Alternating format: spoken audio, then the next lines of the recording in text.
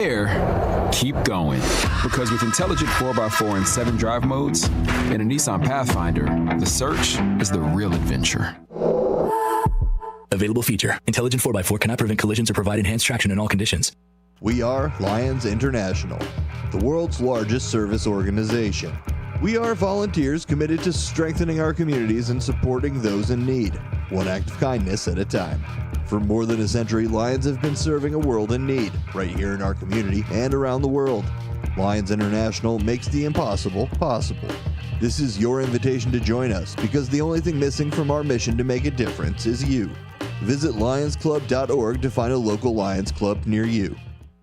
Looking for a place to try for breakfast or lunch? You'll find a gem of a restaurant with amazing food and great prices at the Tripleberry Cafe, 435 Angela Lane in Crystal Lake. For breakfast, try Tripleberry's strawberry cheesecake French toast, ribeye steak and eggs, or carnitas skillets. At lunch, there's the AM Burger or Chipotle Chicken BLT. There's delicious homemade cream of mushroom soup. For tasty home cooking, Tripleberry Cafe is the place to be. Visit tripleberrycafe.com.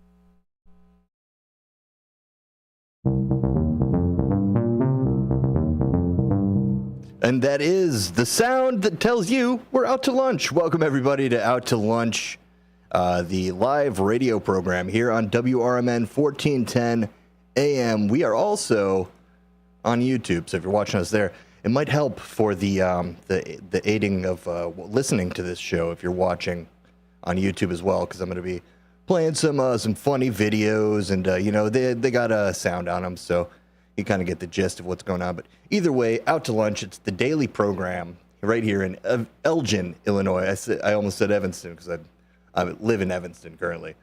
But give me a call right here. Oh, I got the one sheet, so I don't even have to remember the phone number. It's at 847-931-1410. And give me your 2 cents about whatever I'm blathering about. I am Ben Boquist. If you have not been listening to the show for a while, usually we have Dennis Sonar Green, our fearless leader, GM, general manager of this establishment, WRMN. A really, really great dude who's just working really hard to bring you great content at all times. And yeah, he's had some great interviews. We'll be joined with an interview at the bottom of this hour. Marky B's coming in. Looking forward to that. But right now, we are focusing on, just what's going on locally. Here's a story that I saw, kind of crazy. A sinkhole opened up in a huge sinkhole. This story is from NBCnews.com. Thanks, guys. Massive sinkhole stretching 100 feet opened up in an Illinois park on Wednesday, swallowing a light pole in the middle of a recreational field and leaving a gaping deep hole in its wake. The terrifying moment was caught on a nearby surveillance camera Wednesday morning, showing an area between two soccer and football fields open up around a light pole, sending it tumbling down in the release of plumes of smoke at Gordon Moore Park in the city of Alton. Never been to Alton. If you're from Alton and you're watching on YouTube, give me a call at the number, which is 847-931-1410 for this studio number. Also, want to remind you about our radio shopping deals and that great resource for our community. Radio shopping is a program that we have here on the great WRMN 1410 AM. That it highlights local businesses and gives you a deal on some of the stuff they got going on. Basically, it works like we have this inventory of discounts, and you go ahead and look at what we got up on the website. Go to radioshopping.com. Got a bunch of stuff as far as automotive services. If you walk by our great studio here at 1410 Douglas, 14 Douglas, 1410 is the station, but at 14 Douglas, you can see the ticker going by with most of the stuff that we have, companies we work with. And honestly, it's such a resource because you're going to these places, you need oil changes anyway. And so, I mean, you're walking in there and you got a coupon instead of walking in there without a coupon. Maybe you schedule ahead and make an appointment on not the hottest day of the year like I did, and ended up walking in on the hottest day of the year, and they were like, this guy, he's waiting hours for his oil change. But either way, it was a great experience, sitting there getting a 8-hour-long oil change on the hottest day of the year, because I got to walk around and get a little bit of exercise myself. Give me a call if you like to talk about oil changes. That's one of those things that everybody has to do. How do you change your own oil? If you could walk me through that, that would be cool. But it's pretty easy. I've learned how to do it on a car that I've had before, and really it's just getting the lift and unscrewing something, putting the filter back on. But man, I had the van, and you really needed to get that thing like lifted up on some stuff, because old cars don't like being creaked and crunched so much. So better days. But regardless, check out the deals we got on Radio Shopping, radioshopping.com. And go in. The redemption center's open as well. You give them a call at 847-741-7700 and see what's going on. Redeem your coupons and deals you get in the greater Elgin area. We work with all the communities, all types of businesses, and it's just a great resource. And I love it. You should too. All right. 1410 WRMN AM. Out to lunch. And so back to the sinkhole. I know I just kind of went on a tangent about Radio Shopping there, because we got to promote. Just saying, it's a service that makes a lot of sense. Should be one of those things that people know about. Kind of much like this sinkhole. The hole is approximately 100 feet wide and 30 feet deep.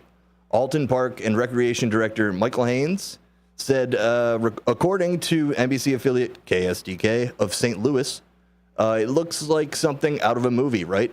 It looks like a bomb went off, Haynes told the outlet. Luckily, no one was on the field at the time. No one was hurt, according to KSDK. So then I'm going to go, probably should have done this before, go right to the video here, and you could see this sinkhole. And I guess I'll just explain it for the people listening on the radio, or you could find us on YouTube at WRMN. Wow. Oh man, you see the light pole just tumble into it literally just opens up. Wow. It's just like slowly sinking into a hole. Wow. Yeah. It's pretty astonishing to see something like this. You wonder what led to this. It's a completely spherical circle. So, like, was there just a valley and they just built improperly? And, it's not real. It's like astrofault. So, yeah, you'd have to think there's going to be some issues with that sinkhole in Alton, Illinois. So, check that out. If you're so inclined, it's kind of a cool video to see. Not every day you see a sinkhole, am I right?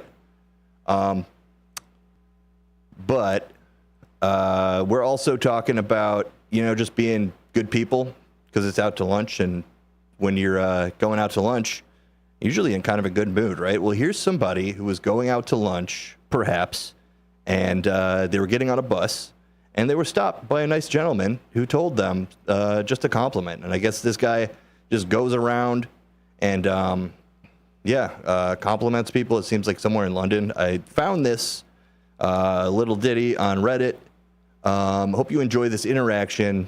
We'll just talk about it afterwards. Excuse me, sir, are you in a rush? Do you have to catch the bus? I can get another one, why? I just think you look really nice. And I go up to people, just random people who I like spot, and I think they have something. Hey. There's another bus I can get, so that's all good. Oh, you're so nice. What's your name? Sasha. Getting the wheelchair has been life-saving for me. Adjusting to it's been a bit strange. I like to wear cool clothes and do my makeup, so then if people are staring at me, you can think, oh, it's just because I look cool, not because I'm in a wheelchair. What's the biggest challenge you've overcome in your life? Learning how to cope with becoming chronically ill. Started getting quite severe about 2 years ago. How are you with getting your picture taken? Are you? Oh, I've never had it taken like this before. Sorry, Sasha. I'll be gone in 5 minutes. I promise. I promise. It's been really nice. I was having a bad day. So. Why were you having a bad day? People being not so nice, but it's okay. I'm sorry to hear that. It gets me down for a moment, and then it's like, oh, whatever. If I'm just sitting, some people just grab my wheelchair and move me out of the way. You kind of have to have a positive lookout, otherwise it's just too hard to deal with. Some piece of wisdom that you would like to share. Probably just to always persevere. You've brightened up my day completely. Brightened up mine. And you've got such a wonderful energy. So never lose that. Never lose that.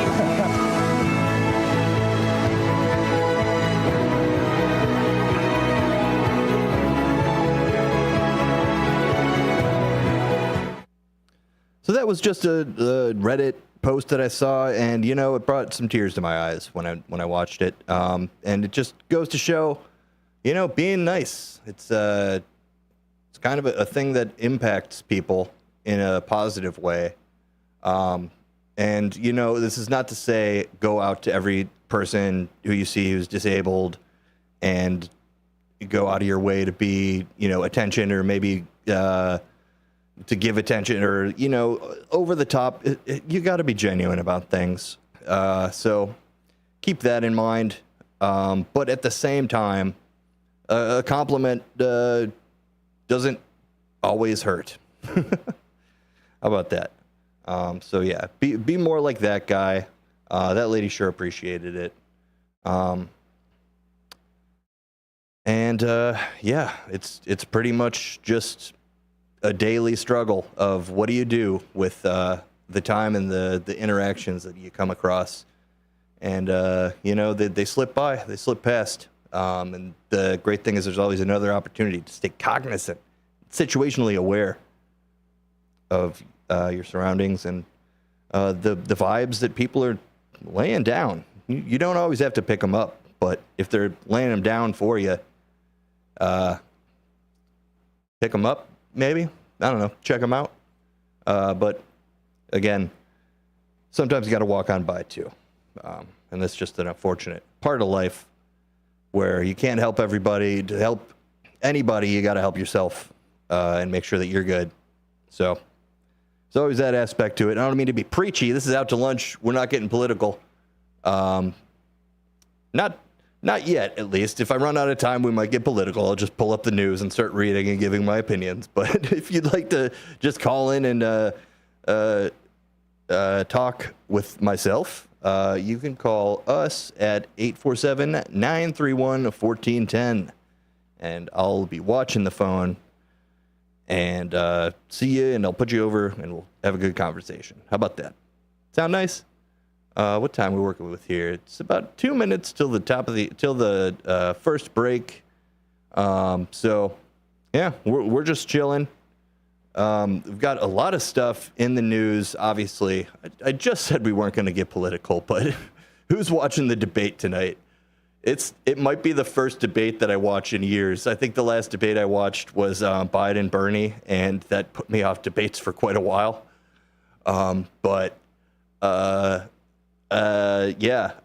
This one seems it's shaping up to be a wrestling match, a complete WWE style, just insane with the music and not the music, but the theatrics, I would say, of both parties in full effect. It should be interesting. There's. Let me know. Call in and let me know what you're going to do during the debate, or if you're even going to bother to watch it. I mean, I might, do that thing where I tune in and tune out just because it's annoying to watch to me personally. If there's a bunch of different ways to enjoy this debate, you could put yourself fully into that seat of being partisan. This is my guy, and I want him to make the best points and, quote unquote, win the debate, which, let's be honest, after this thing, both sides are going to claim that they're right and they won the debate. But, at the end of the day, if we could just move policies to a place where normal people can not get a leg down, like, that would be great.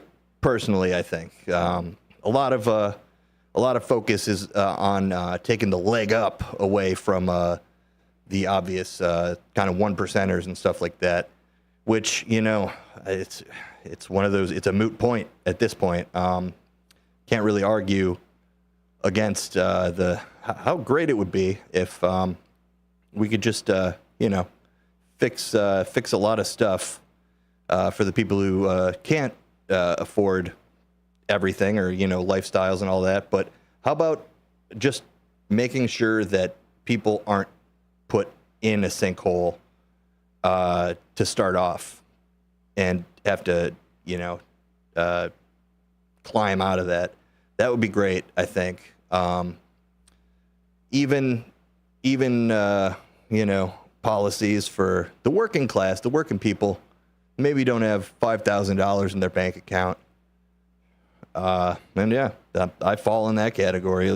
Something, what is it? I think 50% of people have like $500 or less in savings. And I got about 4 something in the stock market. But I mean, that's just normal stuff. Yeah. Well, anyway, you're listening to Out to Lunch. We will return in a minute or 2 or 4. Thanks so much for listening. 1410 WRMN. I'm Ben Boquist. And enjoy.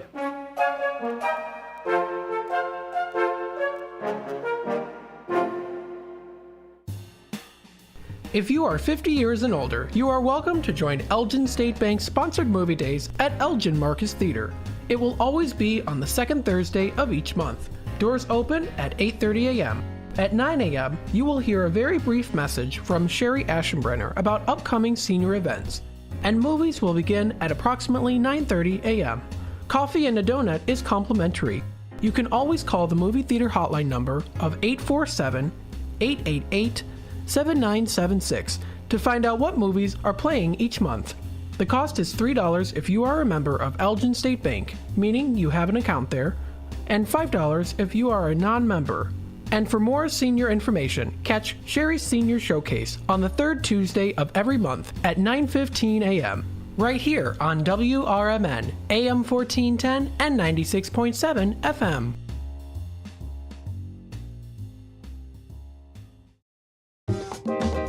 Rooted in their family Mexican history, churros are made daily with love.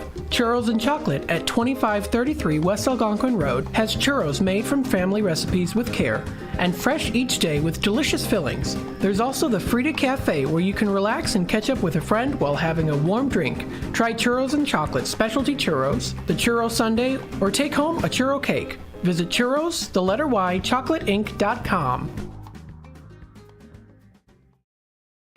Garibaldi's Italian Eatery offers Italian dishes, subs, kids menus, and their delicious pizza. The foundation of a great pizza starts with the crust. Garibaldi's crust is crunchy at the bottom, airy in the middle, and perfect every time. The finest ingredients are used to give their pizza this exquisite crust and wonderful taste. Dine at either of the Garibaldi's 2 locations in Hoffman Estates and Arlington Heights. Free party rooms are available too. Visit Garibaldis.com today.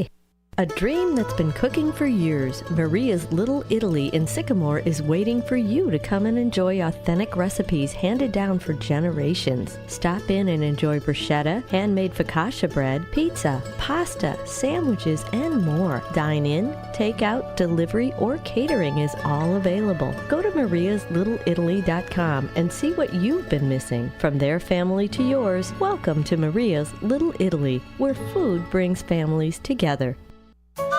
Come see the only train-themed restaurant where all the seating is on the tracks. Two Toots Train Whistle Grill on Main Street in both Bartlett and Glen Ellen is always fun and always fresh. Two Toots Train Whistle Grill serves 100% grass-fed beef hot dogs and burgers. There's also chicken nuggets, mac and cheese, and more, all loaded up on 2 Lionel O-scale trains and delivered directly to your seat. No one sits away from the fun, regardless of age. When a train arrives delivering your food, you'll smile ear to ear. Visit twotoots.com. It's always exciting to hear Elgin business owners like Tanner Melvin of Side Street Studios share positivity about the local community. Elgin is on its way, and it has been, and sometimes, we got set back, the pandemic, and it's been rough. Everyone has felt it, and in so many different ways. What we're trying to do is a lot of hand-holding and shoulder rubbing and being like, it's okay, it's okay. Mm-hmm. We're trying to get this town a lot more money. We're very lucky to live in this community right now. There's nothing like this around here. Feel the positive power of the first shift with me, Marky B, weekday mornings on WRMN.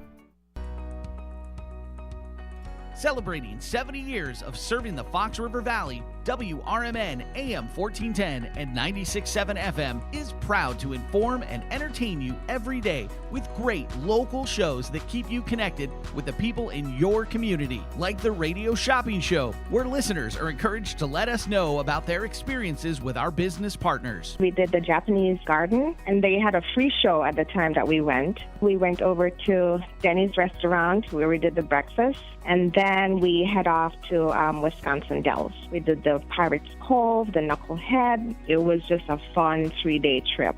So thanks to you guys. The voice of the Valley and the home of the Radio Shopping Show. You are listening to WRMN AM 1410 and 96.7 FM.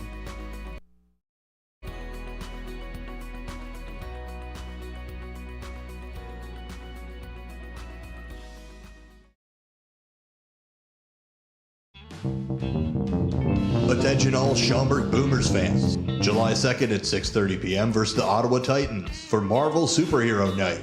Presented by Camp I Am Me. Dress up as your favorite superhero. On July 4th at 6:30 p.m., the first 1,500 fans are to receive a patriotic Boomers baseball cap, thanks to Amazon Fresh. And a 4th of July fireworks super show.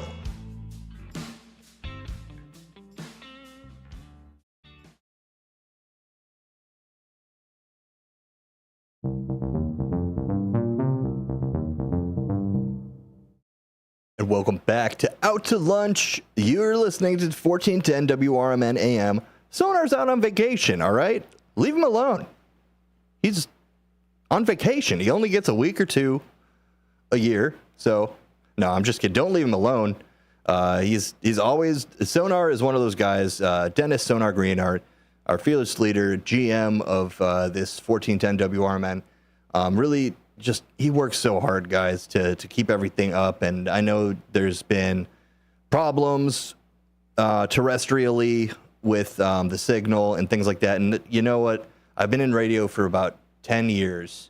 You could say 15 if you count my my schooling experience and all that. But yeah, it's one of those things. I've never worked at a radio station that didn't go off air. There's a lot of factors, lightning, wind, just weather. It usually always comes down to weather. If it's super windy, something's liable to happen. If it's freezing, something's liable to happen. So it's just one of those things. You gotta, it's a constant battle to keep up with keeping the signal up. And that's what we do. We make sure that if it's down, it gets put back up and fixed. So thanks so much for your listenership and continuing to listen. If you've been listening, you heard those great commercials, some voiced by yours truly. Go check out some Boomers games. The Boomers, God, they have such great promotions. It's another dog day coming up. There's a superhero night. They just did dinosaur night. They did this wrestling night that was super cool. If you missed that, I don't know what to say about you, but yeah, the wrestling night sounded really cool. And yeah, that's go check out the Boomers. They play over at Wintrust Field. Obviously, it's AA baseball, and yeah, just good times, good vibes. If you were watching over the break, you heard those commercials. But if you were watching, you also saw this $1 million TV that I saw on Reddit. it's this cool thing. It like just pops out. It's obviously at some like a country club or something like that. And it just pops out of the ground looking like an obelisk and then unfolds into this amazing television, which is just super cool. And one of those things, as an AV geek nerd, I would love to be on that setup sometime. I know I would be the guy bringing the heavy boxes on the hopefully some wheels. But a real marvel. So, and you know what? If you are just listening on AM radio, which is great, we love it. Really a resource for the entire community and world. But if you want to see what's going on, at WRMN Radio on YouTube, just search that. You can even just put WRMN Radio and you'll find us. Go to our channel and like and subscribe. We have listeners, watchers from all around the world who seem to think what we do is kind of interesting. And, we try to keep it interesting. It's fun. Go ahead and do that at WRMN. Give me a call, 847-931-1410. Out to lunch is what we're doing. We like to go out to lunch, go to do live remotes at places. We got the Shawarma Stop. Shout outs to them. Brand new. Come down to 14 Douglas, and check us out. We're just hanging out doing radio, talking. Should be fun. 847-931-1410 again. So you saw that giant TV. Pretty cool stuff. And really, that's just stuff that I was searching on, looking all over. Oh, hey, wait. Little bit of a preview there. I meant for that to be breaking news. So, okay, you know what? We'll just do this. We're no better than the Supreme Court, so we'll just do this. Breaking news.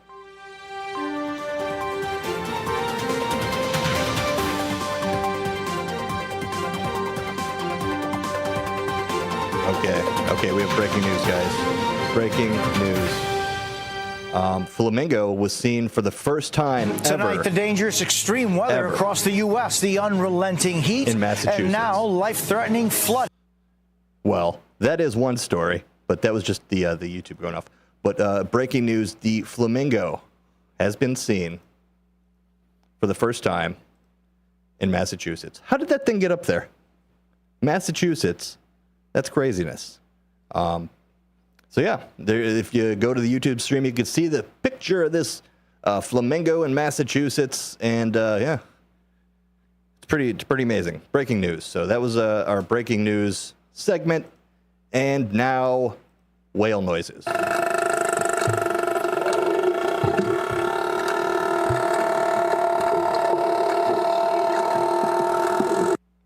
Thank you for your attention. We're going to go on a quick break here. We have a guest in studio coming up, so stick around. We'll have a quick interview. It's easier than you think for pests to threaten your family's health. Ticks, which spread dangerous diseases, hide in tall grasses and even on your pets. Rodents easily invade your home, contaminate food, and can carry more than 35 diseases. Mosquitoes, which breed in standing water, transmit many diseases. Get the facts you need to protect your family at pestworld.org. It's that easy. A public service message from the National Pest Management Association. You never know what or who you'll hear from on the first shift with me, Marky B. Like Tim Skoning, a WRMN news reporter back in the 1960s. The jingles you all played, they were purchased by Dick Sutter. He was at some radio convention. He came back with this reel. I remember them playing that in the studio. We were so excited. We thought we were network now. And it's the same jingles today. That's great. Every time I hear them, I get excited about it. I'm sure. It's a lot of fun. Fun times on the first shift, right here on WRMN, AM 1410 and 96.7 FM. Twins Gyros, located at 4870 North Harlem Avenue in Harwood Heights, serves traditional gyros as well as its award-winning chicken gyros on a pita. Twin Gyros has a diverse menu that includes barbecue ribs, chicken dinners, Philly cheesesteak sandwiches, cheeseburgers, and Vienna beef hot dogs that have recently been inducted into the Vienna Beef Hot Dog Hall of Fame. Check out the full menu at twinsgyros.com. That's Twins Gyros at 4870 North Harlem Avenue in Harwood Heights, Illinois.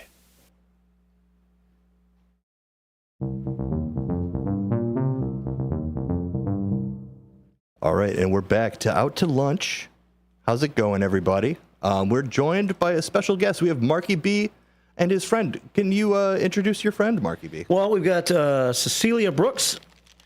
She is with Americans for Prosperity. It's AFP is the that's how you say it in a short way. And and I just met you at a couple of meetings here recently because I'm an Elgin Township trustee, and I saw you at an Elgin Township Republican meeting, and you seem just super gung-ho. And I know I've seen you out here before because you live in the tower building down the end of the block, right? That's correct. That's correct, Mark. It's nice to see everyone. But yeah, my name, as you know, Cecilia Brooks. I am a grassroots engagement director with Americans for Prosperity. So as you mentioned, I do live in Elgin Tower. I love it. You do? Yeah, I do. It's fun. It's a good time. Yeah. Yeah. So you've been down there since January? Since January, yeah. I've worked here for 7 years before we get on our topic, I guess, and that's what Americans for Prosperity is all about. I've worked at the station for 7 years now, and I've seen for years people walk down the street. You have a dog, right? Yes, I do. Yeah. And I've always, but I never really talked to them very often to see how people like the tower building on a totally different topic. Is that the one? Yeah, the big building right here. Yeah. That's so awesome. I always look at it and I'm like, what goes on in there? It's super cool that like apartments are there. So cool. It is. Yeah. It is. So you like it in there. So, I guess it's a good view of the river, right? Is it fairly affordable? It's actually pretty affordable, yeah.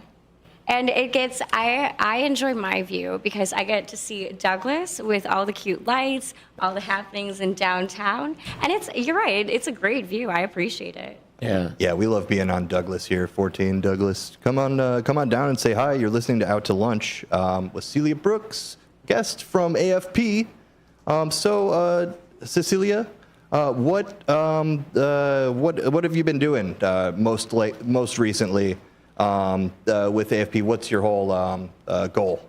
Yeah, so I appreciate you asking that. So with Americans for Prosperity, with AFP Illinois, we have a solid mission to go into the communities that we work in, right? So all of Illinois, all of the citizens, all of our residents, talking to those people and concerned, whether it's concerned parents or it could be concerned parents, just the average citizen, to empower those people as grassroots activists. Because we, as all people, are affected by economic policy, by different policies that are put in place by our government. And so the mission of Americans for Prosperity Illinois is to empower each individual to unleash their full potential, to be able to create change within the key institution of government. Absolutely. All right. Yeah, that seems like a great initiative. And really, we're learning more and more in activism that it's grassroots things that bring all communities together and kind of quell the partisanship a little bit. It's not so much this versus that. It's people need this kind of thing. In saying that. Would you characterize AFP as leaning left or right? So that's actually a good question. We get asked that a lot. So the cool thing about AFP is we are actually a nonprofit and nonpartisan organization. Okay. So I actually very much respect and appreciate that we are that nonpartisan nonprofit because it enables us to work with people from both sides, both the left, the right, the middle, from both sides, all sides, to empower them. Absolutely. Yeah, that's what it's all about. I mean, just meeting in the middle and not necessarily being super, because when you divide, there's too much division, is I guess what I'm getting at these days. And it's just, it's not helpful for the people who need services and the stuff that's great for, everything in America. So I checked out the website and there's stuff about economics, healthcare, veteran type stuff, all types of stuff that you could check out. So bringing it back a little bit, just from your personal perspective, if you would, what do you focus on? What is a day of your whatever you would say, activism look like? Yeah, so great question. I would start off by saying that each and every day is going to be super different. So that's something that I have a lot of fun with. I think that being able to wake up every day knowing that I have this much bigger mission that is greater than myself, being able to go out and know that I'm putting that into action is the key component to why I get up every day. So every day consists of, as I said, there's no typical day, but I think the best way to describe that is some of the activities that I do participate in. So whether it's attending a meeting to see different types of organizations, speaking at different meetings, and going out. That's the most important thing, going out into where those grassroots people are. Right? So that's going to find different, whether it's a political organization meeting, a township meeting, a county board meeting, things like that. Showing up to where people are is the key part, because we believe in AFP in empowering people. So the most important thing is meeting people where they are, not necessarily where we or as whomever wants them to be. So I attend a lot of meetings to speak at, to do outreach. So outreach is the main part of that too. We do a lot of, as you know, grassroots activism. So I host informational and educational meetings, events, workshops. So we have different events from things such as Painting with Politics to debate watch parties. One is actually happening this evening, and a grassroots leadership academy, which is what we are going to be a training to empower community members in all of the areas around here to be trained as grassroots activists, to be equipped with those tools to create change in government. Sure.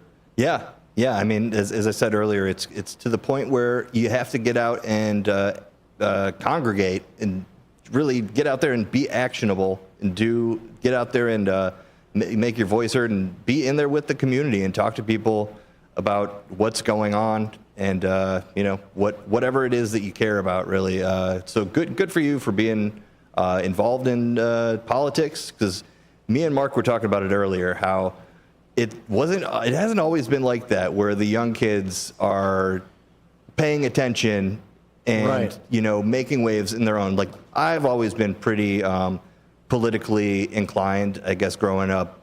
That's the media I consumed. Shaped like everybody, my opinions. I've just always kind of stayed abreast of what's going on news-wise. So that helps a lot if you just kind of stay and not necessarily watching the news or the same programs. You got to see it all. So, I was just going to say, and that's kind of why I was pleasantly surprised to see you at the two meetings that I've seen you at, is because, first of all, you're really young, right? What are you, in your 20s? 23, yes. 23 years old. So we don't see that many people 23 unless they're older, their mother brought them to a meeting or something like that. So, how long have you been involved in politics? And Ben and I were talking about it off the air earlier, how, we don't know how connected the younger generation is to the current political climate and the future of politics and what's been going on in politics. So why are you fascinated by it? Like, what brought you into the whole political spectrum? I had no idea, I'm asking a bunch of questions at one time here, I know, but I had no idea that when you walked in here that grassroots engagement director was a full-time job. So how did that happen for Cecilia? How did you get involved from the start in all this? Yeah, so I'm glad you asked. That is actually something I am really, really proud of, and I appreciate you both taking the time to acknowledge that. As you both mentioned, there's such a divide right now in the country, and so me being able to be young, honestly, that's honestly why I am involved, why I do what I do, because I care about this country so much. America is the only home I've ever known. The state of Illinois is the only home that I have ever known and will ever know. This is my home, and I see our country going so divisive. And it doesn't have to be like that. It does not have to be you versus me, left versus right, so forth and so on.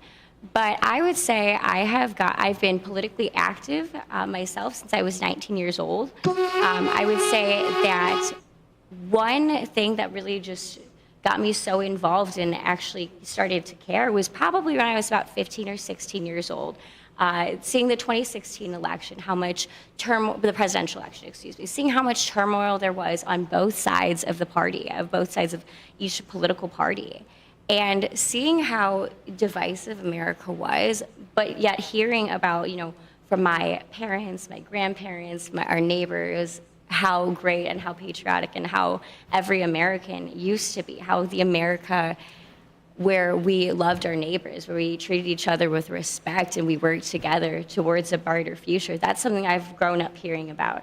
And as the time goes on, I see America headed in decline, not because of either political party, but because of the turmoil of infighting within those parties. Yeah. And that's something that I cannot sit back and do nothing about. So I feel very much called to fight this fight. I fight for this country on a political and policy aspect because I believe that this country can be amazing. I believe that we can work together, but I also know that the younger generation, as me being Gen Z, that we have this future of our country in our hands, but if we don't do anything about it because people are so turned off by politics or they don't care or they don't think it affects them. Well, I'm here to tell people that it does, and this is why you should care, and this is what I'm doing to help out on my part. Well, on behalf of the millennials, the elder millennials, thanks for doing that. I appreciate that. Learn these kids a thing or two.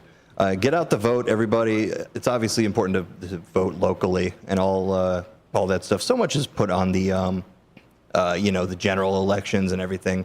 I feel like all we do is talk about the election. And then when whoever gets elected, then we talk about the next election. It's just the campaign cycle never ends. So what do you do personally to focus on keeping it local?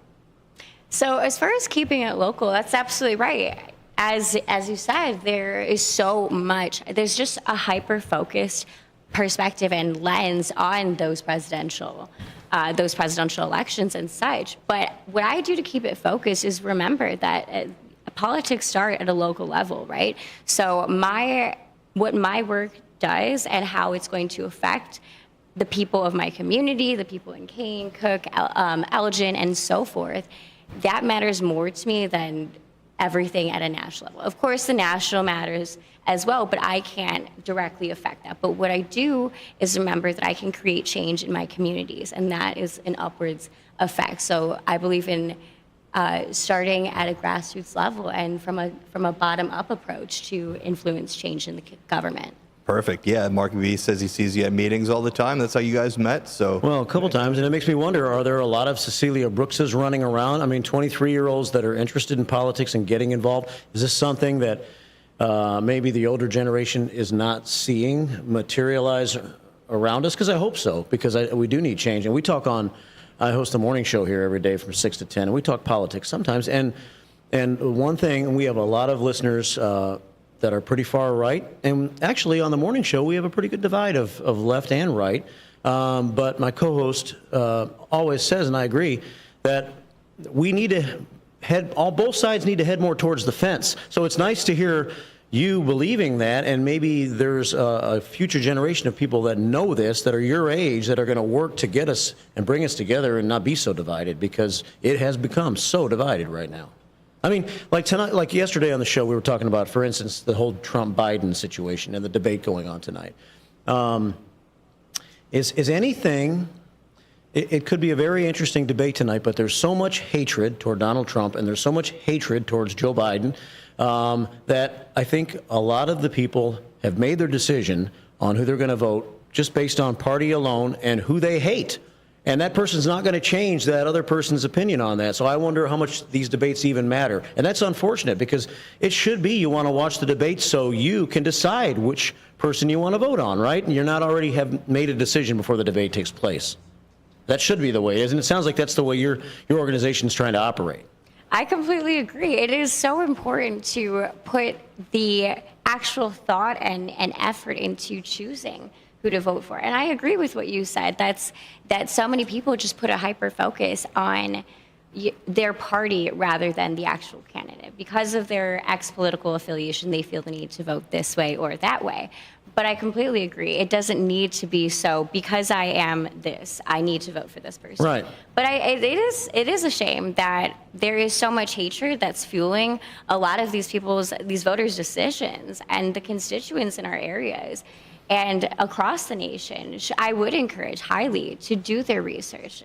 It doesn't have to be so left or so right.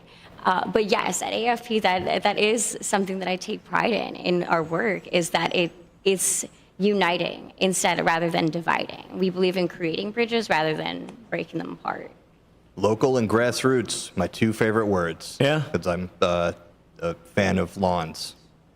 And also, like, the political side of it makes sense, too. But, yeah, that's as simple as it needs to be. Grassroots, and, yeah. Is this a nationwide organization? And are there a lot of organizations like this? Or how did you tie in with AFP, and how did you become the grassroots engagement director? Like, I am sitting here trying to figure out, when you get up in the morning, what do you do? I mean, what do you do every day as a grassroots engagement director? And this is a nationwide organization, I take it? Yes, correct. Okay. We are all across the nation. And we also take, a lot of pride in our work. So being that I can wake up every day and have a different day, but is very exciting. However, the most important part is being out in the community, whether that's going to, as I said, meetings where you've seen me, whether it's municipal meetings, city council meetings, things like that. Also fun things too. We're going to be at the upcoming Sandwich Fair in Sandwich, Illinois. It's a good fair, yeah. Wait, I didn't know that was a thing. Oh yeah, it's huge. I always get to Sandwich and I'm like, where are they at? The sandwiches. But yeah. So AFP is going to have a booth out there? Yeah, so Okay. we'll be out at the Sandwich Fair. We are also having a debate watch party this evening too, out in DuPage County. And so we are all across the country, all across the state, which is very, very exciting.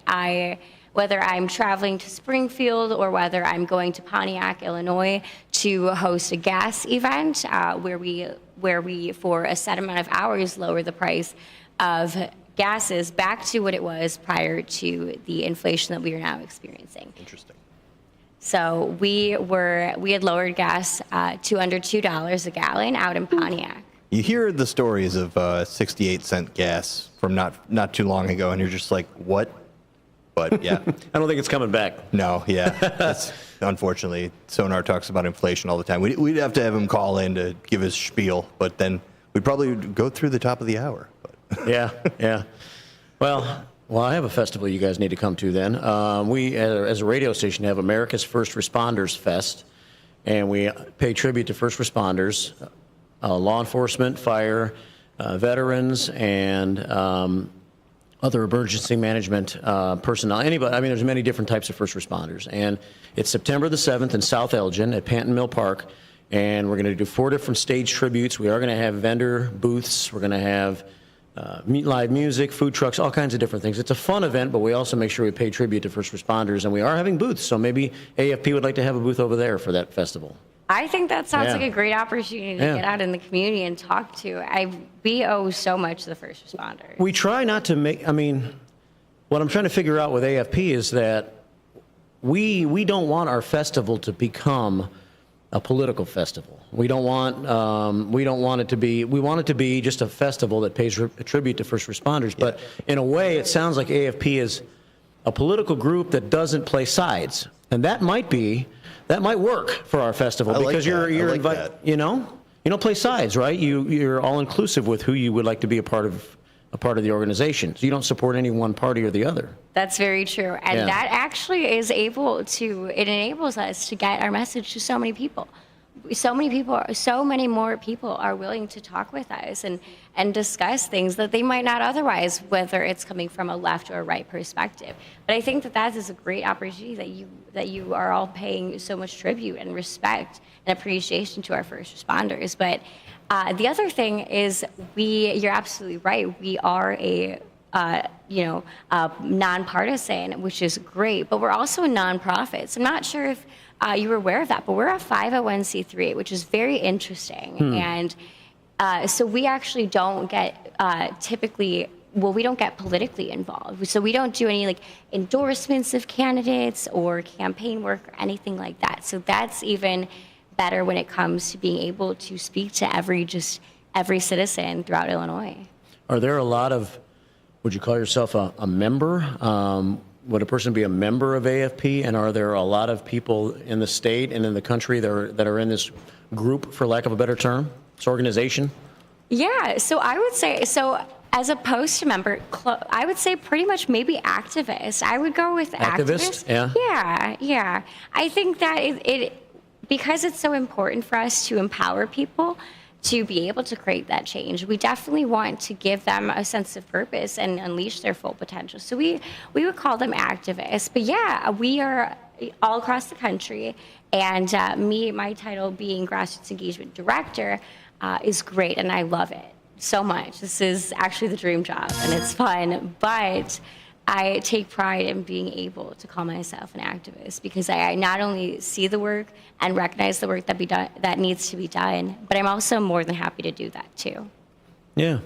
Well, great. I'm not sure. I don't have the clock in front of me, Ben. Oh, yes, I do, actually. It's 12:55. So got about another question's worth of time, probably. Yeah, okay. Little stuff. Anything you'd like to promote or talk about coming up for AFP or anything else you want to say?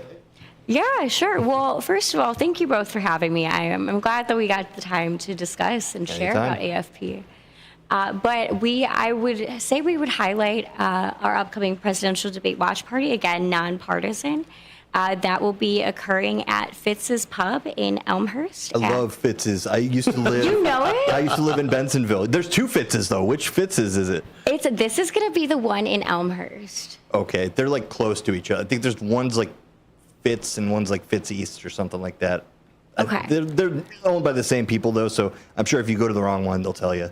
Okay. Go to that one. That's funny that you know it. Yeah, I know. I grew up in Palatine. And I lived in Bensonville for a couple of years, and Elmhurst is right down the street. Great bar scene in Elmhurst. Yeah, should be a fun venue to watch this this debate. No way. Well, I'm looking forward to it even more now. Yeah. And so other than the presidential debate watch party, we have a great opportunity coming up starting on July 17th, and that's going to be our GLA training, which stands for Grassroots Leadership Academy. So it's a super fun and also exciting opportunity that occurs once a week on every Wednesday. And so we invite members of the community, anyone who wants to participate, and we go over weekly discussions and topics and train them to be equipped and enabled as activists. So some of the topics we cover are storytelling with state legislators and such. We encourage people to deep dive into their why, the reasoning as to why they care, why they want to make a difference.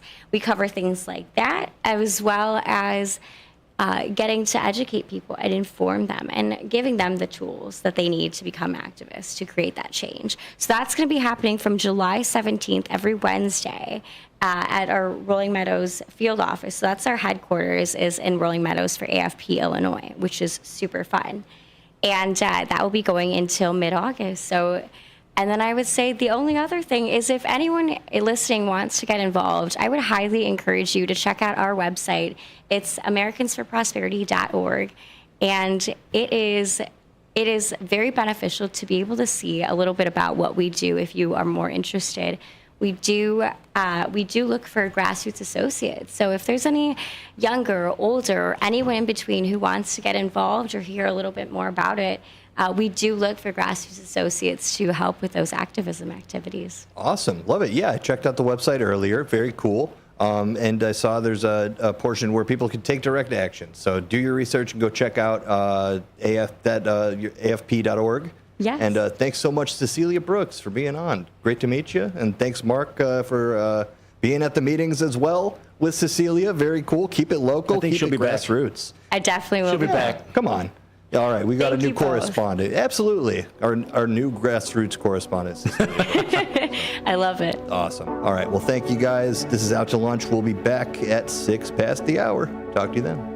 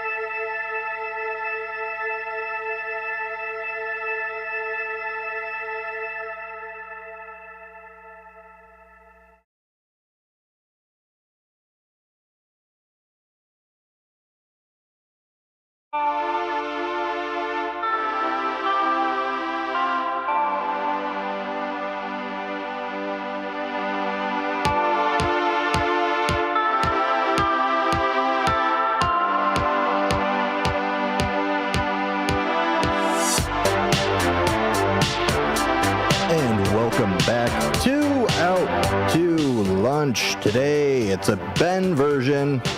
No Dennis Green, no Sonar Dennis Green. Today, he's on vacation. He'll be back, and we'll go out to lunch once more, all together now. That's what it's all about, being all together right now. You got to keep yourself all together so that people don't say that you're out to lunch on some type of issue, and we try to keep you abreast of those issues here on Out to Lunch. So there's a little thought-provoking on the naming of the show, Out to Lunch. We're really just trying to be community-centered and, just talk about what's going on. And most importantly, what's good to eat for lunch? What do we got out there? It's super hot in the studio. I'm looking super hot. If you want to come down 1410 Douglas, 14 Douglas, squeegee me off, because it's tepid in this studio. But, we got the fans rolling, so not too bad. It did cool down a little. Let's see what the temperature. How about that for some AM radio? I'll tell you what temperature it is right now. In Elgin, Illinois, at 10:41, we were dealing with 70-degree temperatures, and now it's risen just to 72. So we got a little reprieve from the crazy 90, 80-degree heat wave we had, the heat bubble or whatever they called it, dome, the heat dome. Is taking a break. So cool. Love that. Out to lunch, 1410 WRMN. We just talked with Cecilia Brooks from AFP. They're an organization that does grassroots stuff. And she was great. Great interview by me, I thought.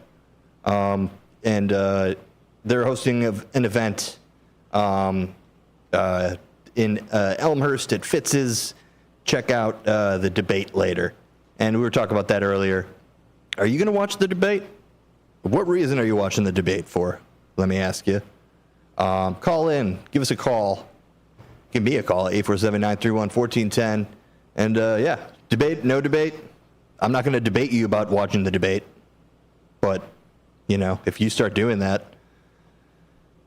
we could talk. Just kidding. Go ahead and, give me a call. Again, 847-931-1410. Out to lunch. That's the show. And we do talk about stuff and things. We just had an interview, as I said. I'm going to stop repeating myself, though. We've got some awesome stories that I just want to highlight because I search the good news tab on Reddit. It's a great sub. r/good news, regardless of your thoughts on Reddit. I know the internet's a scary world nowadays, and altogether, it's not a great spot right now as far as everything.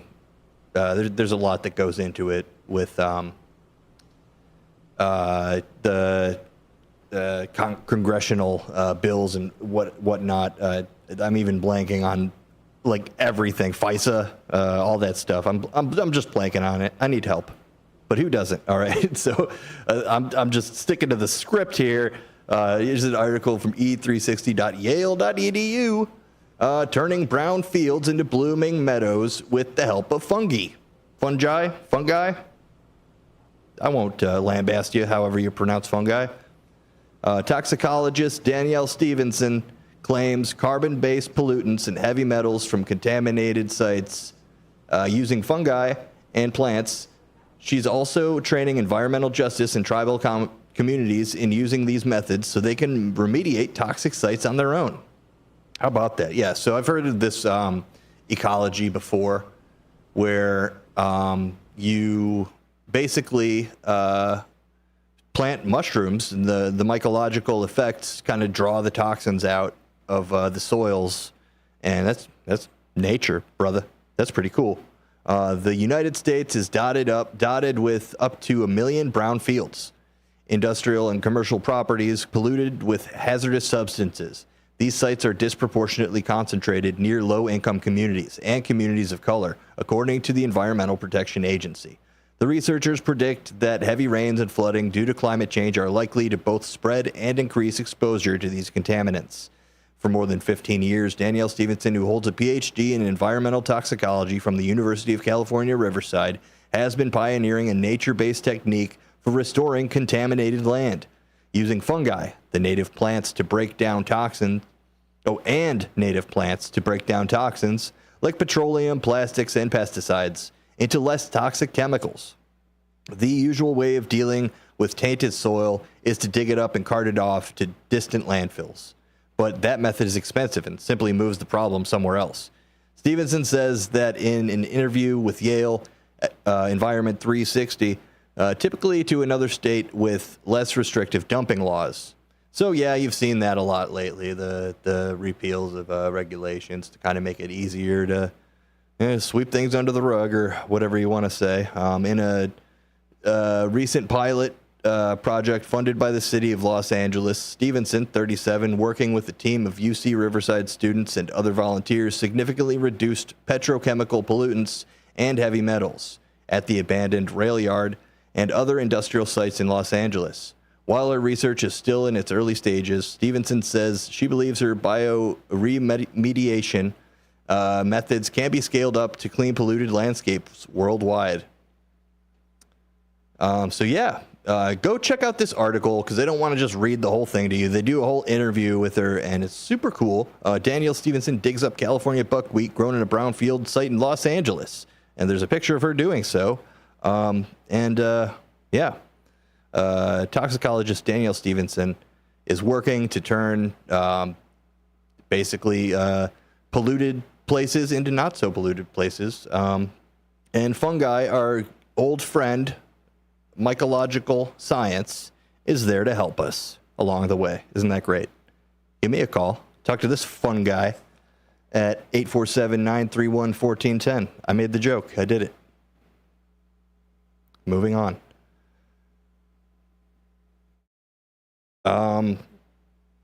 Okay, here's a fun story.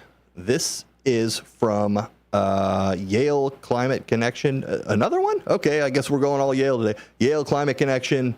This one is entitled Mountaintop Coal Mine in Kentucky to Become a Solar Farm. With solar, the solar farm will produce enough electricity to power over 500,000 homes each year. Across Appalachia, coal mines are closing. And people are trying to figure out what to do with former mine lands, including mountaintops that were blasted off to get the coal underneath. How about that? How about that job? Yeah, I just blow up mountains.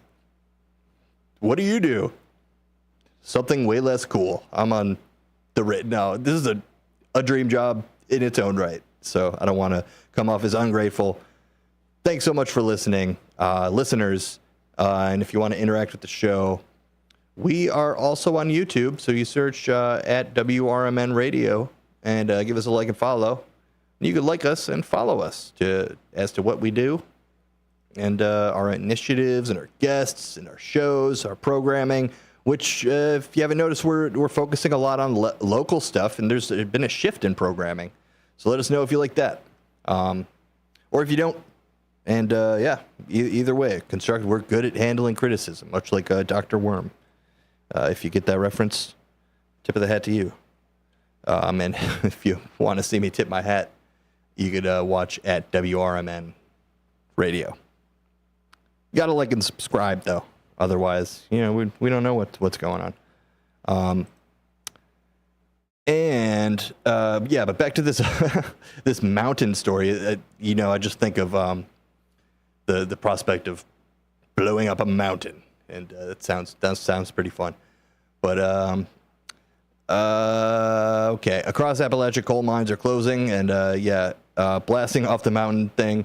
So here's the interview with Joseph Albrecht. Is with Bright Night, a solar developer.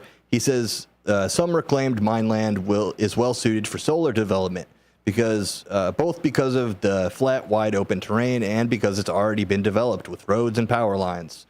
Albrecht said, we very much have an environment that's already been built for us for uses like this. So it's an extremely natural transition to continue build infrastructure that will then continue to produce energy in the area. So the company plans to build a massive solar project at the Starfire mine in eastern Kentucky. It was one of the region's largest coal mines. Parts of the site are still being actively mined. but large areas are no longer in use. Across thousands of acres, Bright Night will install enough solar panels to power more than 500,000 homes each year. Albrecht says it could serve as a model for how reclaimed mine land can be put to use and help coal country benefit from the transition to clean energy. So that's something that, just like we were talking about last hour, take the politics out of it. With obviously these communities need something to do job-wise, and they need their economy to be stimulated with the loss of the coal and mining. So these areas are already set up to pretty much just put the new construction of the solar stuff up on in there, and it just keep going. Plug in the solar for where the coal used to be. And I have questions. Okay, we need a solar expert. If you're watching and you know a bunch about solar, call in, please. Inform me. I'm just a radio host reading the stories that come to me. 847-931-1410. If you know a lick about solar, from my understanding, there's a problem connecting solar to the grid. So it's more like they get the solar and use it at all times, or it's kind of like a battery type situation. And the last I checked in, it's been too long since I really delved into the solar issue. But that's my understanding, that it's not directly plug-inable to the grid, so as where it's literally powering the houses as it happens. Or obviously it's not doing that at night, so it's kind of like a battery situation, which, that's a whole lot of stuff to think about. But I think it's pretty evident that things they are a-changing, and that's kind of it was a heartwarming story for me, progress in the best possible ways, and helping communities that may have lost a resource, a chunk of their job market, and kind of filling that back up to be a good place to live. From the goodnewsnetwork.org, we have a pretty, I'm going to play the breaking, I'm not going to play the breaking news because, this is just good news, but okay. Here, the article from goodnews.com, a lung cancer drug elicits unprecedented results in a new trial. Now, I want to preface this by saying, obviously, I'm not a doctor. Consult your physician with anything medical, and nor am I a medical expert or an expert in particularly any field, except perhaps production, radio, AM radio. We do YouTube. Follow us at WRMN Radio. Ben Boquist is my name. So here is, with that healthy disclaimer, here is from the Good News Network, a lung cancer drug, with lung cancer being the leading cause of cancer-related deaths worldwide. News of the unprecedented success of a new drug is sure to be celebrated. The 5-year results of a phase 3 trial present the longest progression-free survival data ever reported when treating non-small cell lung cancer, otherwise known as NSCLC, with a single targeted intervention. Called lorlatinib, the drug is from a class of pioneering medications known as anaplastics, lymphoma kinase inhibitors, and ALK inhibitors. ALK is a protein that can be utilized by tumor cells to help lung cancers, including NSCLC, to spread, and is present in about 3 to 5% of cases, typically in young people with little or no smoking history. That being said, don't start smoking, because it's bad. It's super hard to quit, and you make this thing in your head where you can't quit because of the pressures of your life, and if I quit now, I'll go crazy. And that's what the drug does to you. So as someone who's actively trying to cut that out of their life, it's hard, so don't start. I know that doesn't help all the time, because people shouted that in my face when I was a kid, but don't smoke, kids. Regardless, this drug typically works in people with little or no smoking history, in the trial at least. So ALK positive NSCLC is also more aggressive. Loratinib is a third-generation ALK inhibitor that was recently tested in a trial at the Peter MacCallum Cancer Centre in Melbourne, Australia, of 296 patients with previously untreated advanced ALK positive NSCLC. New Atlas called the findings remarkable. While the study lead author Ben Solomon, cool name, told The Guardian that they were unprecedented. 5 years after treatment, 60% of patients had given lorlatinib, were still alive without signs of disease progression, compared to 8% of patients in the control group who were given crizotinib, first-generation ALK inhibitor.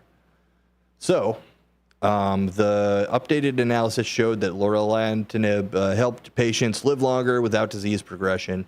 And kind of a scientific breakthrough. Go check out goodnewsnetwork.org, and you will be smitten with the great topics that they have. An example, here's one I'm reading from June 27th. Pet rats driving tiny cars light up Instagram after Canadian couple's adoption. How about that? I'm going to read this whole article for you guys from goodnewsnetwork.org. 2 Canadians are delighted animal lovers on Instagram with videos of their pet rats driving around little cars. While they were contemplating a dog, Kendall Crawford and Sean Stevens Whale ended up adopting 2 rats from the local animal shelter in their home of British Columbia. They recall being impressed upon by the ragged rescue rat's curiosity with them, even from their cage at the shelter. So, it's like the old adage, you don't pick your friends pick you. You don't pick your pets pick you. Every single time I've gotten a pet, a dog, my beardy buddy, Jesus, or, any. Yeah, I've only had dogs in Jesus, so. But, like, they kind of just, like, choose you, I remember I put my hand out, and, like, Jesus kind of just, like, stayed on my hand. Like, he was cool with me right from the start. So I was like, yeah, this one's cool. And then my dog growing up kind of just like ran into me and like totally knocked me over. I remember I was like 8 or 9 years old getting our first family dog, and the dog she was rambunctious. She was a crazy dog, yellow lab, about 85 pounds, and just totally took me out. And it was like, oh, this dog's fun. And, we got along great. Amazing dog. God rest Bailey, my favorite dog growing up. But back to this pet rat story, this cute pet rat story. Having first decided to sleep on it, the couple didn't even make it down the block before turning around and adopting Kronk and Cusco. Nice names. And it took them less than a day to realize they made the correct choice when, after their baths, the rats seemed to snuggle right up to the humans in their bed that night, sleeping with their rats. I love it. This is a completely honest and true story. There's pictures, there's anecdotes, and, people have large rats as pets, and they're honestly a little bit cute, kind of a lot, too. Like all social animals adapted to live in human society, domesticated rats are very smart, but they need stimulation to thrive. They began to teach them all manner of tricks and activities, with each one more impressive than the next. While doing research, Crawford came across a certain study from the University of Richmond about how enriched environments affect stress responses in rats. In it, scientists taught rats to drive tiny cars and found the experiences of learning and acquiring mastery over a new skill decreased their stress hormones. Crawford's father ended up providing Cusco and Kronk with 2 little electric cars, each of the 3 levers to allow the rats to control their direction. Wow. It took 1 day for the 2 rats to learn they could use the middle lever to go forward. After a week, they also mastered turning the little car with the levers on the sides. Their ability to conceptualize where they are just as humans do when they're driving is pretty incredible. Sean told BC News, TV News, and thanks to them. After demonstrating how they could drive their way in random directions across the living room and park in front of a treat hanging from a string. I'm in awe, Kendall says. Their experience of the world is so much deeper than we realize. And it's one of those things, you're an animal lover, you get it. You understand that, all these, your pets have personalities, and they got wheels turning in there. And it's amazing. So that was a cute little story.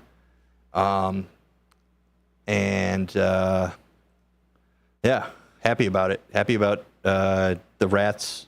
They got a home and they're stimulated. And to thrive, I think that's pretty important in anybody's life. If you want to thrive, you gotta be stimulated.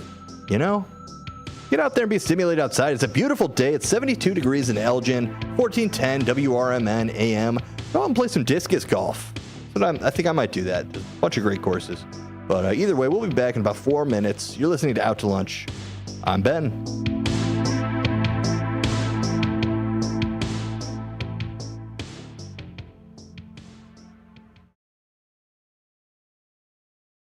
There's a price war in the insurance business, and you may be paying too much. Call the Term Lifeline right now and see if you can save 40%. $500,000 plans and up, that's our specialty. Even great smokers' rates. Protect your family today. Call the Term Lifeline right now for a free quote. 866-509-TERM. 866-509-TERM. 866-509-TERM.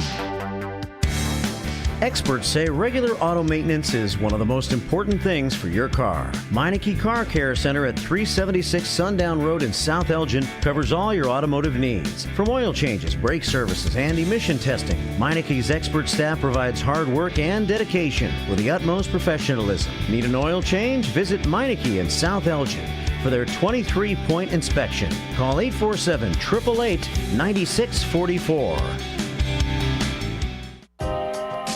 Take your family out or meet up with a friend for breakfast, lunch, or dinner at the Elgin IHOP, located at 101 Randall Road by the theater. They're open for dining 7 a.m. to 10 p.m. Stop in at 3 p.m. for happy hour with discounted meal deals for early birds starting at just $6. You can choose from breakfast choices like the pancake sundaes or juicy burgers or maybe a classic burrito bowl. Check out the menu at ihop.com today.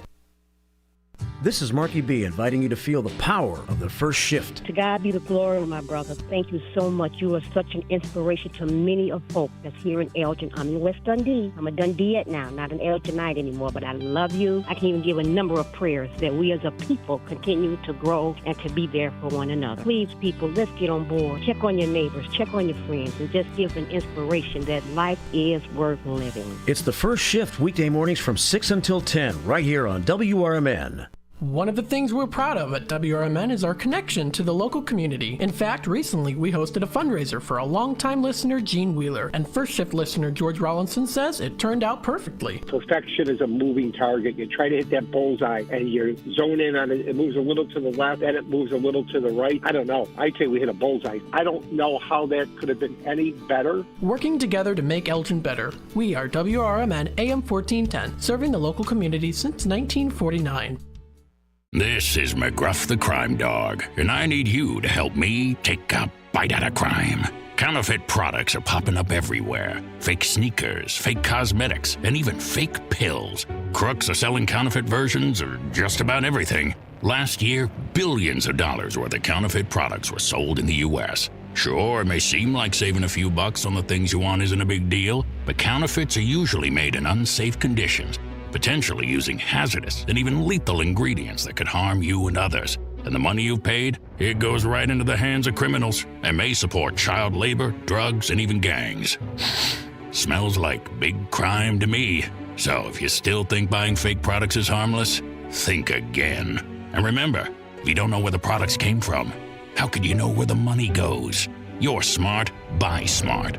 Go for real. Learn more at mcgruffpsa.org. This message is brought to you by the United States Patent and Trademark Office and the National Crime Prevention Council. Dine out with family and friends at Nick's Pizza in Elgin or Crystal Lake. Nick serves up award-winning thin crust and Chicago-style pizza. Eat in or carry out.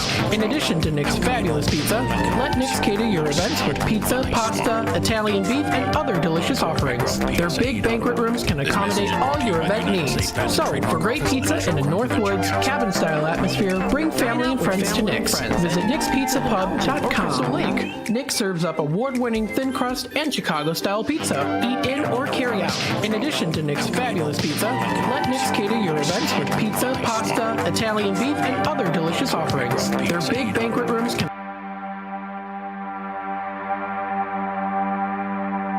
Sorry about the overlapping in sounds there. You're listening to Out to Lunch. Maybe you're watching on YouTube too. Doing a whole bunch of stuff today. Oh, yes. Awesome.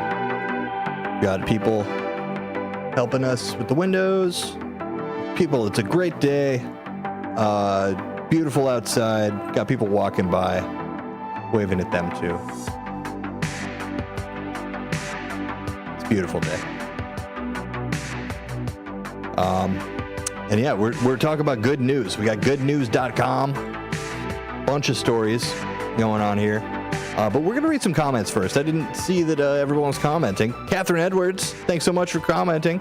Catherine says, LOL, new meaning to a hole-in-one, though it's an Illinois football field. And then she corrected herself, correcting the comment, soccer field. Glad, of course, no one was out there. Yeah, that's sinkhole. Go back to the beginning of the show on YouTube. That's a great thing about being on YouTube and the radio. Is you could listen live on the radio, free, absolutely free. Just turn your dial to 1410 AM, pull the knob off. Or you could watch for free at YouTube. And you could see that sinkhole. It was pretty amazing. It's like just a complete circle in the middle of this soccer field in Alton, Illinois that just happened early in the morning. It was interesting. Check that out at WRMN Radio on YouTube.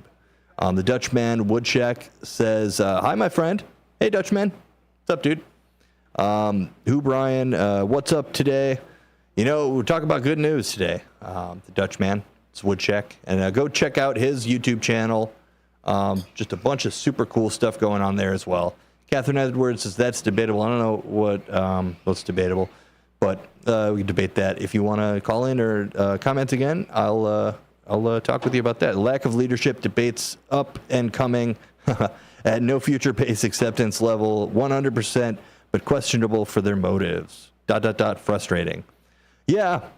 That'll happen. Cecilia has an interesting, refreshing approach to life. She did. That was a great interview. Go check out our interview with Cecilia Brooks. Do grassroots local things. I think that was the takeaway from that. Communities work together to take care of each other and to make money. So that's kind of what it's all about. Employment and making sure that everyone's accounted for and thought of and taken care of. And at the end of the day, it just helps everybody. When, everybody works together. So, more not ground news, but Good News Network stuff coming up here. And that is South Sudan's epic effort to protect the world's little-known largest mammal migration. So, check this out. The greatest conservation opportunity on the planet isn't in the Amazon, Andes, Australia, or anywhere else you'd likely imagine. It's in South Sudan. In a story that truly demonstrates how much there is left to explore in the world, the world's largest migration of land mammals is now understood to take place in the South Sudan. And government, with the help of African parks, is rushing to protect it. Ecologists have long known the migration through South Sudan's no man's land exists, but didn't really understand how it worked or the scope of it. Unlike the caribou migrations across Canada or the wildebeest migrations in Kenya's Mara grasslands, no man's land is filled with all manner of migrating species, including Mangala, gazelle, boar, reedbuck, white-eared cob, and tiang, all of which are antelope species. believing that the protection of these migration routes and the 6 million animals they play host to are the most significant opportunities for conservation anywhere on Earth. African parks and government of the Republic of South Sudan signed a 10-year agreement for the management of no man's land currently located in Boma National Park and Bondingilo National Park, totaling 12,700 square miles, or 4 times the size of Yellowstone. The 20-year civil war between what is now Sudan and South Sudan seems, according to African parks, to have steered entirely clear of this massive area. To start management and implement modern protections, African Parks, a nonprofit that manages national parks for conservation across Africa, including in conflict zones, embarked on the largest GPS collaring survey of large animals ever undertaken, including 12 species of 126 GPS trackers.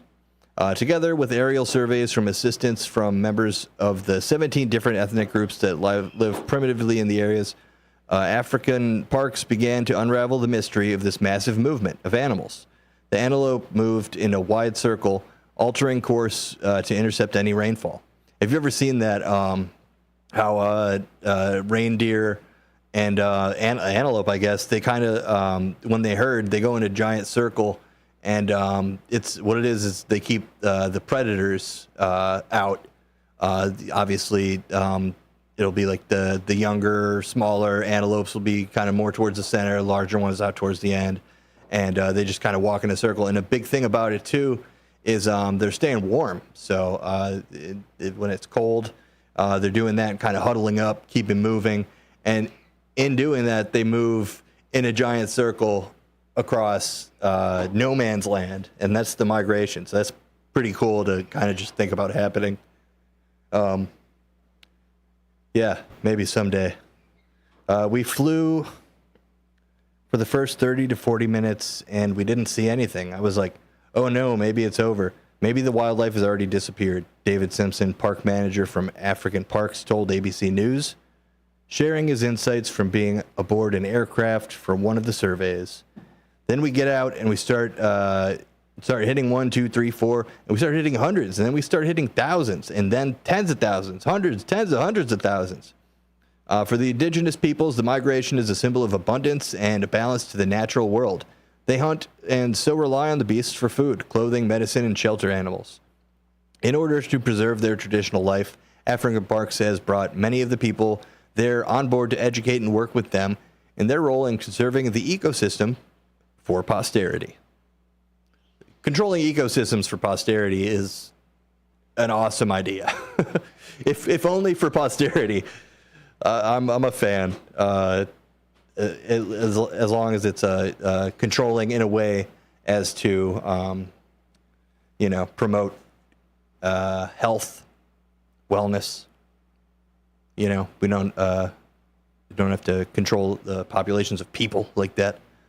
But we're not going to political here. Listen to Good News Network org, goodnews.org, goodnewsnetwork.org. Check it out. It's a great resource for having fun and being informed. We're going to take a quick little break here. Don't you worry. We'll be right back in about 4 minutes.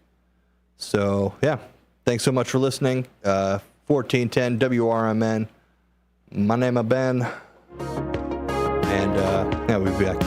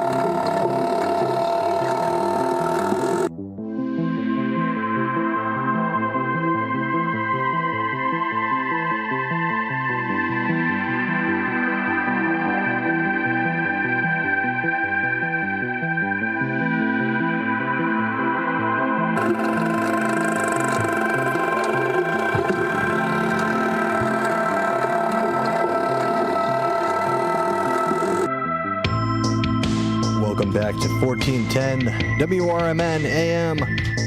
Out to lunch. Ben today. Dennis is out on vacation. Hey, Dennis. Hope you're watching, listening. Hope you're enjoying your vacation. And yeah, awesome. Look forward to it every year. The camping trip, and man, cool stuff.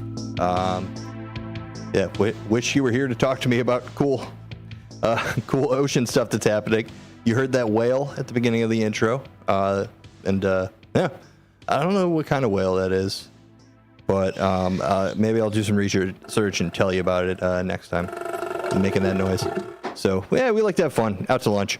And I bring that whale noise, I almost said, up because I guess I did say that. GoodNewsNetwork.org has posted a thing pioneering zero emissions hydrogen fuel cell powered ship successfully tested in Japan. So if you don't know what any of those words together mean, it's kind of a breakthrough. Yeah, so here, I'll just read the article here from GoodNewsNetwork.org. A consortium of Japanese firms has conducted successfully a demonstration of the first ever zero emissions ship above 20 gross tons. Wow, so a large ship sailing 30 kilometers between Port Kakura and Shirashima offshore wind farm. The Hanaria was powered entirely by hydrogen fuel cell. So an island nation, 10.25 million tons of carbon emissions from Japan's transportation sector came from coastal shipping and transport. In 2015, former Prime Minister Yoshihide Suga outlined carbon neutrality by 2050 as a major component to Japan's development strategy. In line with Paris Climate Agreement, and major steps need to be taken to achieve that. The Nippon Foundation, a research and development fund dedicated to passing the riches of the sea intact to future generations, worked in tandem with manufacturers and shipping operators to develop a suite of hydrogen-powered zero-emission vessels for use in shipping and coastal transport. Hydrogen is manufactured by using an electrical current to split water molecules into hydrogen and oxygen. The pure hydrogen can then be used as a substitute for heavy engine fuels like diesel and kerosene in a fuel cell vehicle. If the hydrogen is manufactured with green energy, it's known as green hydrogen. Passenger ship Hanaria spans 108 feet, 33 meters, weighing 248 gross tons, and is equipped with hydrogen fuel system. She's expected to be used for transporting personnel to the offshore wind farm for tour sites. During the demonstration, she registered zero CO2 emissions using hydrogen fuel from her departure to her arrival and return. The realization of a hydrogen society requires not only technological development, but also city and social design, and we look forward to moving ahead with all parties involved, said the project's chief leader, Yoshihiko Hamamura, who also holds a post at the Toyota Motor Corporation's hydrogen factory, which supplied the hydrogen tanks for Hanaria. The Nippon Foundation has been carrying out the zero emissions ships project since January 2022. The project plans to test 2 other vessels by the end of the fiscal year 2026, including a yacht and a hydrogen-powered tanker. So I wonder how big that one is. The executive producer of the Nippon Foundation, Mitsuyuki Uno, said that they hope to help Japan lead the world to zero emissions shipping.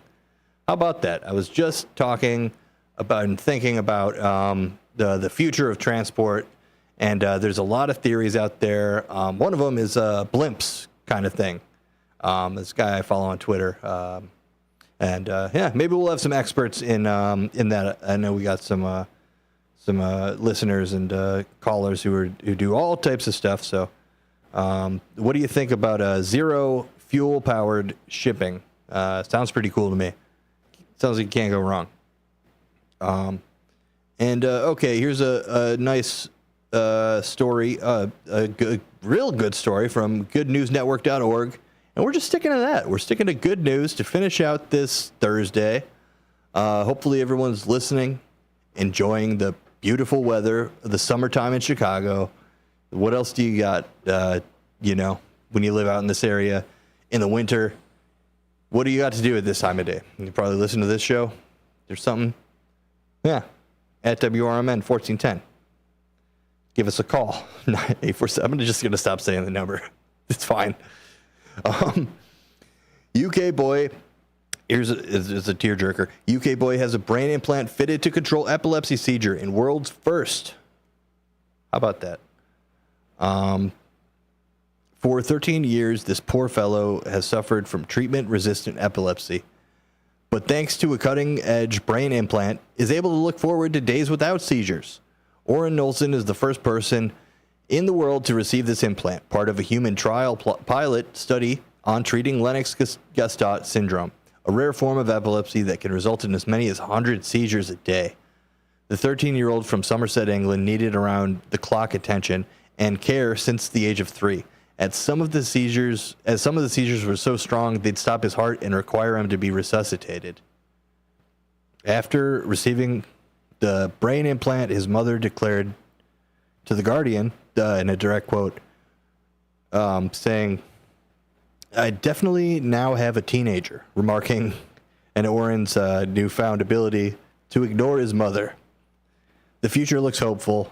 which I would have dreamed which I wouldn't have dreamed of saying 6 months ago, she said.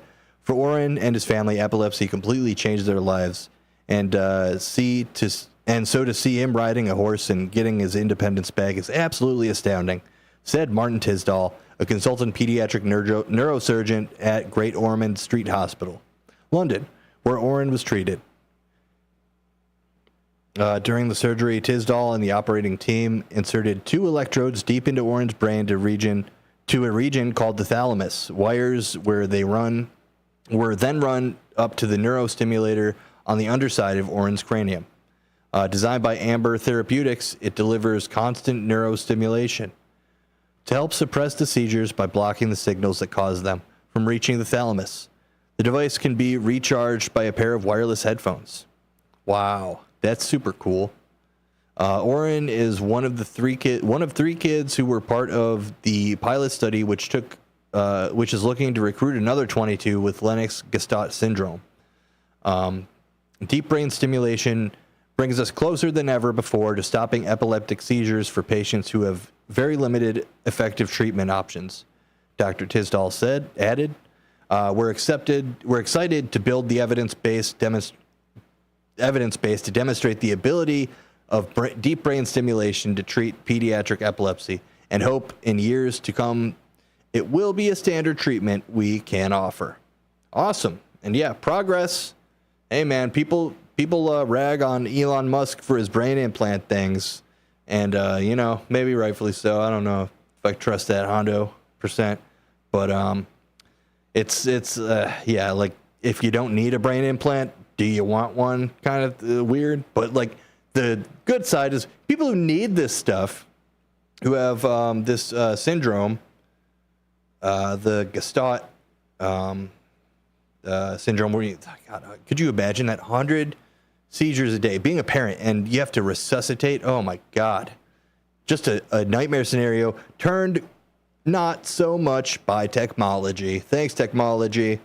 America is known for inventing the internet, spaghetti, and technology, says in the great words of Ali G. And I'm glad that trend is continuing. 1410 WRMN. If you're listening to a 1410 that's not WRMN, I guess I just I don't know what to say about you, but you should be listening to this one, RMN. If your 1410s aren't WRMNs, you're kind of messing up. We're in South Elgin, Illinois, where the Blues Brothers was shot. No, actually, bringing up where movies were shot, we had a movie that was filmed partially in this very studio. Let's talk about that just for a little bit. It's called For Profit, Prophet. It's a pretty cool movie. I saw it, so you can trust me. We're going to play a little bit of that here. What we're going to do is I'm going to play the trailer for you, and you could see it. Go to forprofitfilm.com. It'll tell you where it's playing. Pretty sure it's in South Barrington. Just check that out. Here, without further ado, is that trailer. It is your path, your journey, your prophecy. I don't want to be a prophet. Damon, welcome to the show. Thanks, Kenny. Let's get down to business. Tell the folks. Idiot. We're family, you and I, all right? People shove these in your mailbox. Do you read them? You're really awkward. You know that? You support defunding the crisis shelter. They lost state funding years ago, federal decades ago. The Archangel Raphael descends for you, Damon. You sinner! Good morning, Joaquin. Oh, is this warm? I have been sent by the Most High in the name of the Son of Man. I don't believe in God, okay? You have been, recruited, scouted, drafted for the army of the Most High. You have been chosen to save Mount Zion from destruction. Can I get an amen? Corruption, embezzlement, collusion. Mayor Owens? The night is always darkest before the dawn. The dawn. You need need to tell your wife about I know you're struggling with your faith, No, but... babe, I'm not struggling. It's gone. What about what I just said on the radio? I mean, is any of that true? He thinks he talks to angels. And everybody thinks I'm bonkers. What do you want from me? It is your path, your journey, your prophecy. You're lying. I don't want to be a prophet. You must have faith. Good morning, Joaquin. For-profit film, filmed partially in this very studio, WRMN 1410. Go check it out. I saw it, and let me tell you, it's good in the way. I want to be genuine here because I do movie reviews, you know, and I think I had an expectation of it that it might be a little bit in your face and a little bit like preachy. Just because of the title of it, and that's why I don't judge movies or books by their cover, because it was a very entertaining movie. It had something for everybody. Even my shiny face I'm seeing on the camera here, you know, I'll work on that. But yeah, it had something for everybody. It had elements of, you know, faith, grief, relationship issues, just something for everybody. And also not preachy. So check it out, for-profit film. Support Elgin, support those great guys who made that. And it was a labor to get that film released too, happening during COVID, and just all the hoops that you have to jump through to get a production out there and working. And so go support them. And yeah, it's awesome. Thanks for listening to Out to Lunch. This has been a great edition with Ben, if I say so myself. We'll be back tomorrow. Thanks.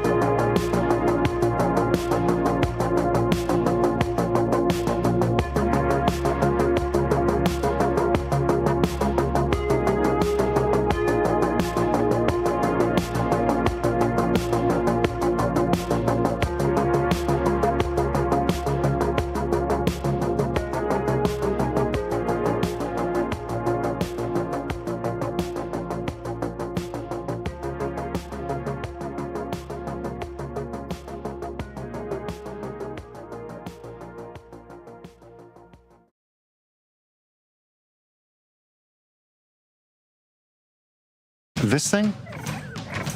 It's what's going on inside of me. It's my moderate to severe ulcerative colitis. It wasn't always this calm. UC went everywhere I did. Wondering when it would pop up next was stressful, doing a number on my insides. But then I found out about Velsipity. A once-daily pill, not a steroid or biologic, for adults with moderate to severe UC.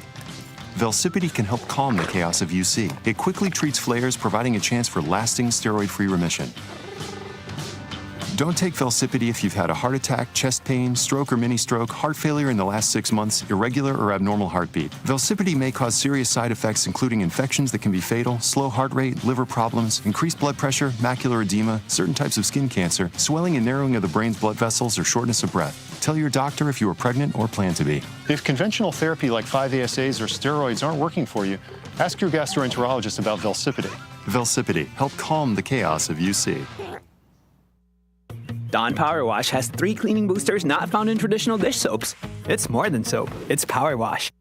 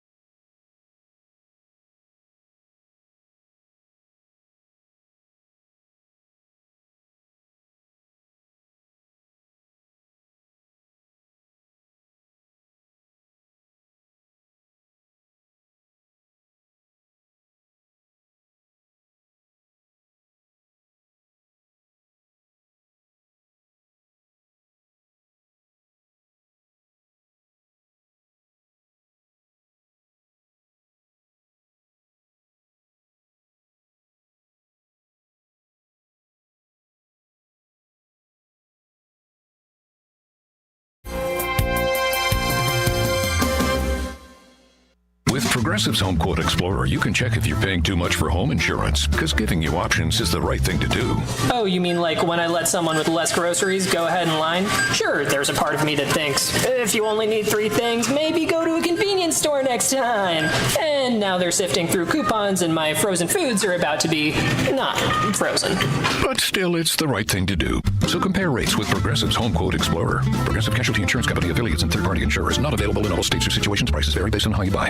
Hi, I'm Kamiko, the founder of Miko's Hot Chicken. When we started our family restaurant, we were also raising a family. But let me tell you, it wasn't easy. Our Chase Inc. card was there to reward us on all of our business needs. Now we have a thriving location, and we're hungry for more. With the Chase Inc. Business Unlimited card, you can earn unlimited 1.5% cash back on every purchase, so your business can go from here to possible. Chase for Business. Make more with yours. Real business owners compensated for their participation. Cards issued by JPMorgan Chase Bank and a member FDIC. Subject to credit approval. Terms apply. Clocking out? Drive home with the Drive Time Deal with Matt McNeil on WRMN 1410 AM every weekday from 3 to 6 p.m. I bring you the hottest deals in town, the most intriguing stories, and the tracks that take the edge off rush hour. Tune in on 1410 AM. Catch us on YouTube Live at WRMN Radio or stream through our app. I've got the wheel to steer your evening right. WRMN 1410 AM, your home of radio shopping and the soundtrack to your commute. Rise and shine, Fox Valley listeners. It's time to kickstart your day with First Shift with Marky B on WRMN 1410 AM. From 6 to 9 a.m., join the chatter that gets you clued in with the latest buzz around town. Don't just sip on your coffee. Let Marky B brew your morning with the perfect mix of news, views, and moves. Dial us in or live stream at WRMN1410.com and make your mornings a whole lot brighter. WRMN 1410 AM. We're the voice of the Valley, and we're here to talk.